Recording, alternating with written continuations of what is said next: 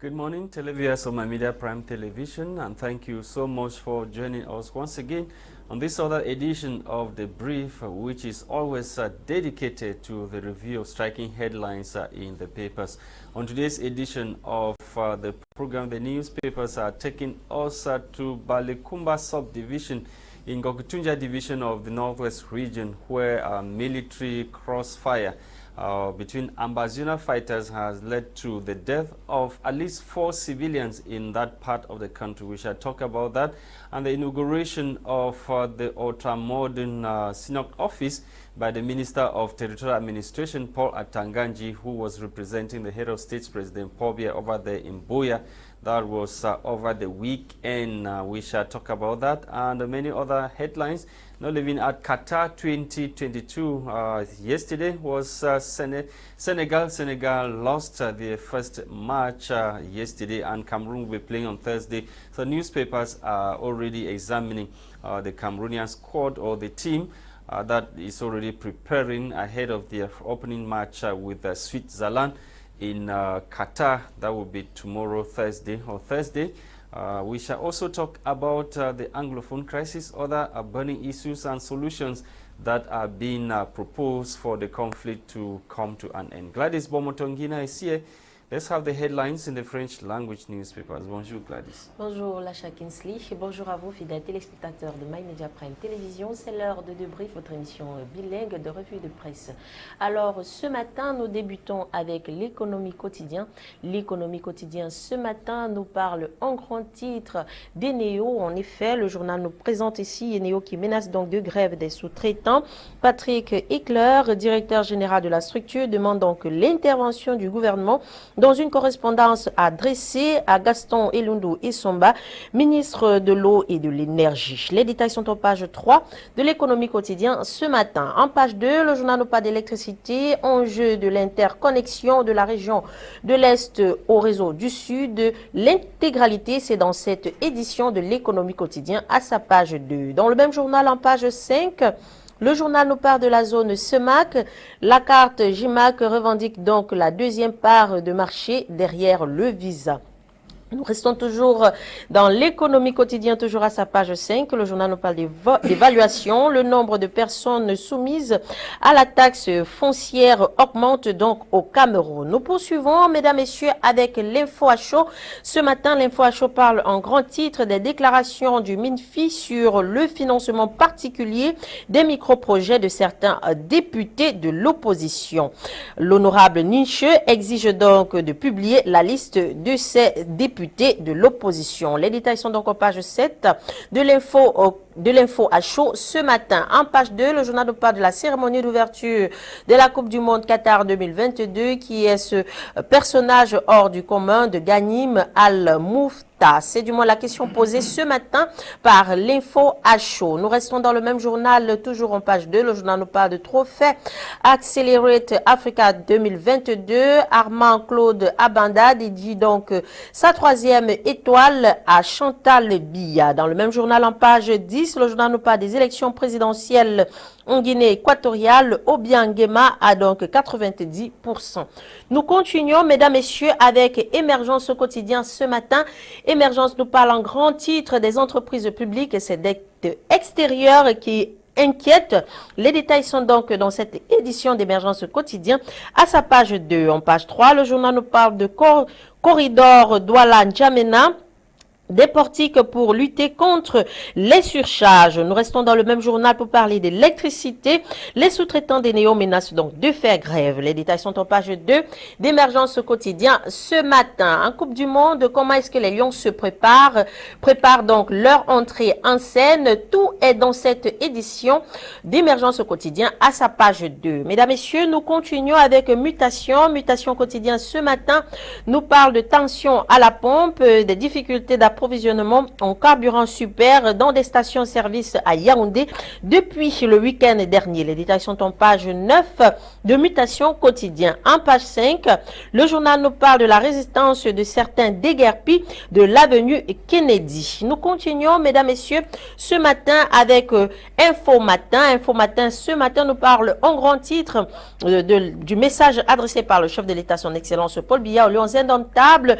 Paul Biya prescrit donc combativité, engagement, détermination et discipline. C'est donc la quintessence du tweet du premier sportif camerounais ce 21 novembre 2022. Les détails sont en page 3 d'Info Matin. Mesdames, messieurs, toujours dans le même journal en page 4, le journal nous parle de l'Assemblée nationale. 1,5 milliard de francs CFA sont donc portés disparus. C'est l'information parue ce matin par Info Matin. Voilà pour vos titres en langue française. Place à la découverte des titres en langue anglaise. C'est avec toi, Lasha. Thank you, Gwladys. Bomotonguina. Let's kick starts with the Guardian Post newspaper, which is focusing on the sex scandal that rocked Kumba. And the paper this morning is telling us that the vice principal, 2 teachers have been arrested over the Kumba sex scandal. And more heads may rule as inquiry commission said to release findings concerning the sex scandal, as the paper puts it. Full details in this edition of the Guardian Post newspaper that you can find on newspapers kiosk this morning in the country.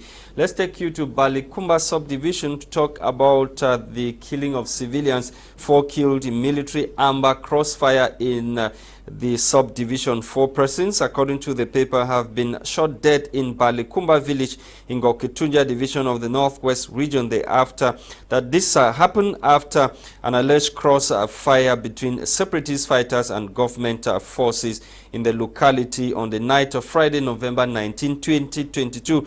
The victims, including 3 adults between the ages of 32 to 65 years and a 6-year-old minor, were killed per information from sources that told the newspaper on the ground. We continue to talk other issues. Biya's envoy Atanganji inaugurates ultra-modern PCC Senior Office. The inaugural ceremony took place over the weekend in Buea, chief town of the southwest region of the country. Paul Atanganji was representing President Paul Biya at the inaugural ceremony.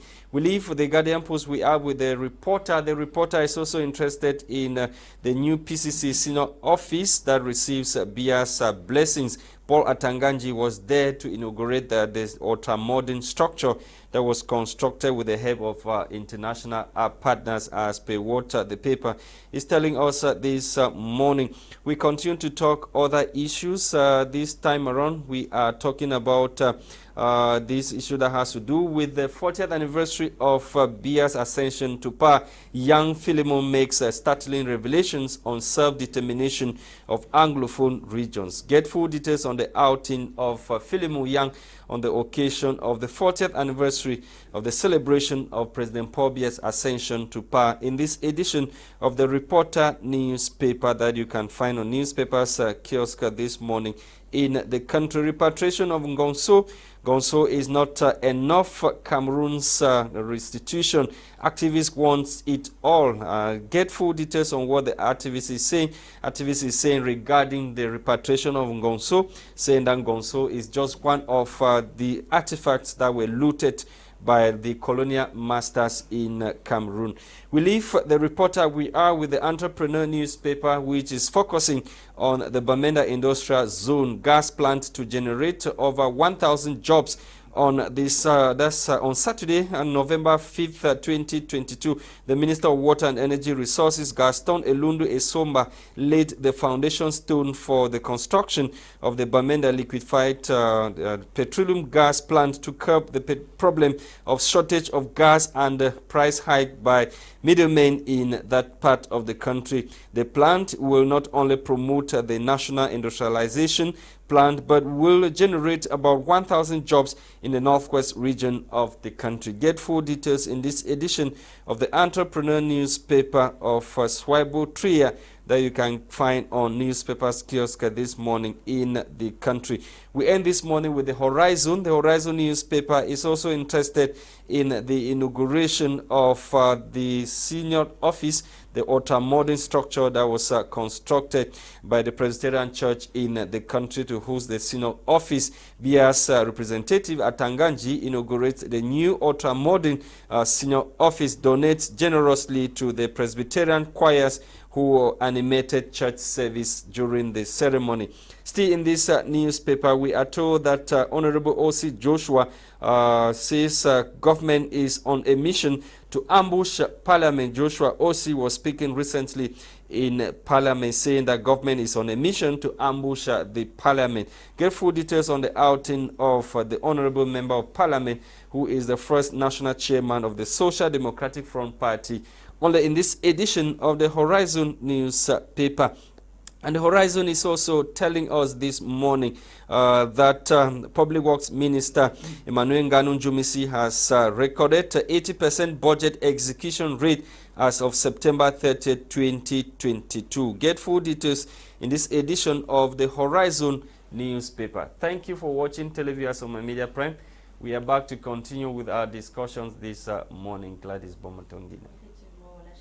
Nous débutons ce matin avec cette déclaration du ministre des Finances. L'info à chaud en parle ce matin. En effet, le ministre des Finances déclare qu'il y aurait eu des traitements particuliers des micro-projets de certains députés de l'opposition. Maître Alex Nsah, à votre avis, comment est-ce que vous appréhendez cette déclaration du MINFI? Well, I haven't really. First of all, I would like to thank you to be on your platform today. I want to thank.